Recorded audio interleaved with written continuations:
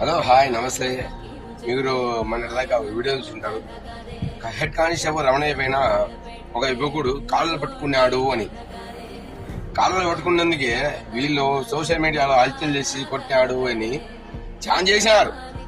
కాకపోతే నేనేమంటా అంటే వాని పిల్లగాడు ఎవరితే ఉన్నాడో వాని కొట్టుకుంటా రోడ్డు మీద తీసుకుపోయారు, వాని రిమాండ్కి ఇచ్చారు, ఒక సబ్జెక్ట్లో వేసే. కానీ మా మీద కూడా ఆ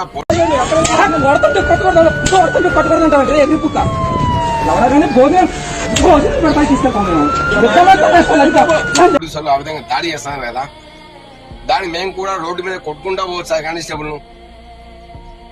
చెప్పండి సార్, ఇప్పుడు మీకు న్యాయం మాకు న్యాయం ఉండదు కదా. Everything is the equal of law. ఎవరినైనా ఒకటే కదా చట్టం. మీరే చట్ట ప్రకారంగా రోడ్డు మీద కొట్టుకుంటూ తీసుకుపోతున్నారు, మేము కూడా అలాగే కొట్టుకుంటా తీసుకొని పోవచ్చా? కానిస్టేబుల్ మమ్మల్ని అకారణంగా కొట్టినప్పుడు, అకారణంగా మా మీద కేసు పెట్టినప్పుడు, అకారణంగా మేము జైల్లో ఉన్నప్పుడు మేము కూడా కొట్టచ్చా? ఈ విషయం నాకు తెలియదు సార్. మీరు చెప్తే నేను తెలుసుకుంటా ఏ సెక్షన్ పరంగా అతన్ని రోడ్డు మీద కొట్టారు. ఇది ఈ సెక్షన్ నాకు చెప్తే మేము కూడా కొట్టడానికి ఛాన్స్ ఉంటుంది.